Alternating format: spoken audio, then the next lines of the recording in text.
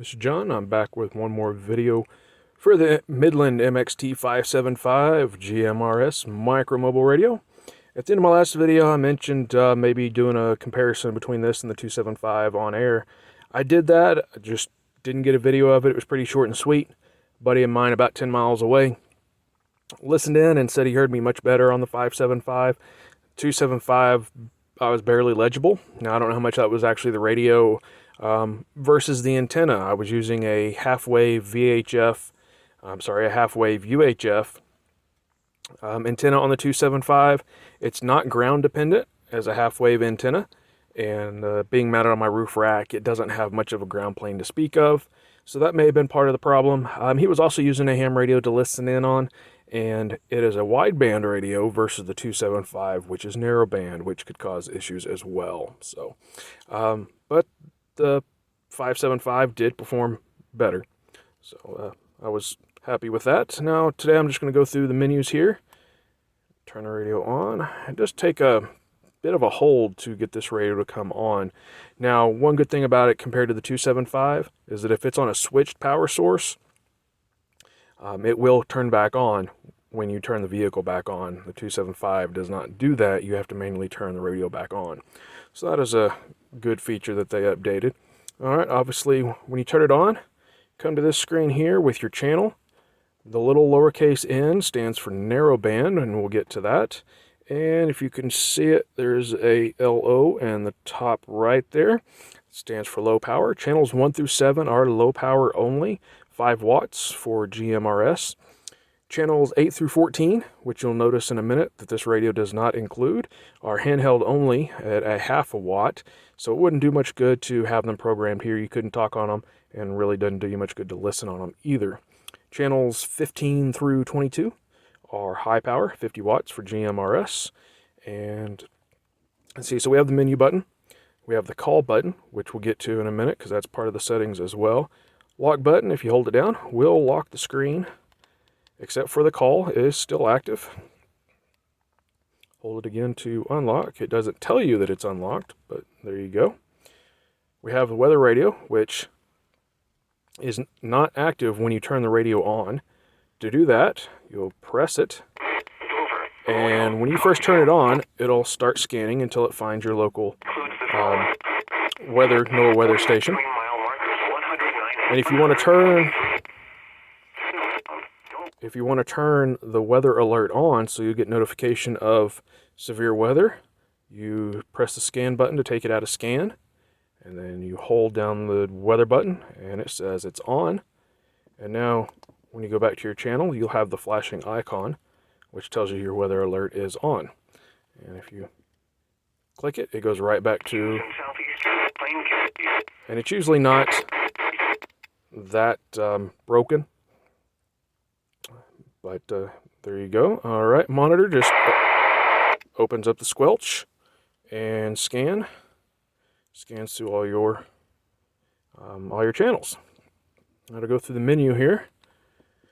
First one is PT for privacy tone. Now don't get caught up on the term privacy. All that does is set a tone so that you only hear your buddies using the same tone. However, everybody else can still hear you, even if they don't have the tone set. So it's not really private conversation. But to set it, press the menu button, press the lock button, and you'll notice the options start flashing. And there's the digital, and there's the CTCSS. And this is for both transmit and receive, whichever one you choose to set. I don't want any, so I'll leave that off.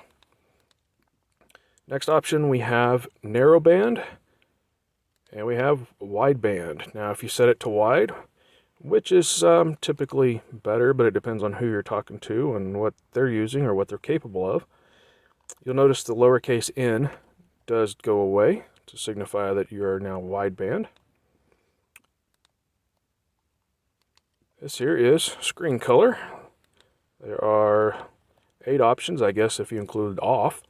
Now on the 275, the number 5 option and 7 option are actually reversed. I like 4, so we'll leave it there. Repeater, the radio will come with repeater off, but I'm going to turn the repeaters on because there are some in the area, so it's always handy to already have that turned on. Beep, if you like to hear this noise every time you push a button, that will be on when you first power on the radio. Oops, we'll come back to that too. But I do not like that, so we're going to turn that back off. I said we're going to... Why is it still doing this? Because I'm playing with the repeater. That's why. Let's try this again. Beep, off. There we go. Alright, CA is call alert. There are 5 options. And what that does is, if you and your buddies are all on the same channel and you want to get somebody's attention, you hit call and it'll put out your tone to let them know you want to talk to them and they can come back to you. RB, Roger beep. Just don't. Just leave it off. Nobody wants to hear that every time you unkey the radio. Alright, 5.9 is Squelch. There are 10 options if you include no squelch.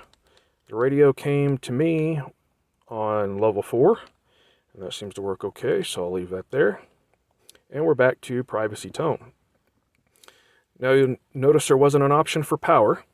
That's because we're on channel 1 through 7, which again is low power only, so they don't even give you the option to mess with that. And here you'll notice it goes from 7 to 15, because again 8 through 14 are handheld only, very low power. But now that we're on a higher power channel here, we have the same options, except for now we pick up a power option, high and low only. Would have been nice if there was a medium option in there, say 15 watts, but this is what we get, 5 watts and 50, so we'll go with 50 there. Now, since this has repeaters on, and this is what they call split tone capable, if we make our way over to the repeater channels, normally with the repeater off, after 22 it would go back to 1. But here you'll see the RP next to the channel, and that means that this is a repeater channel. And what that does is if I key up, it transmits on one frequency and receives on the other, because that's how the repeaters work. And let's see, we're going to go back to menu. Yeah, there's power.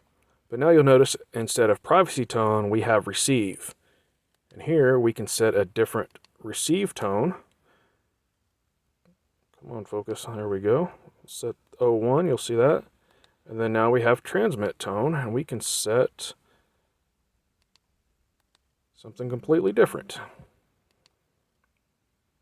So there you go. Not that this is a split tone repeater, but that is how you would set your tones.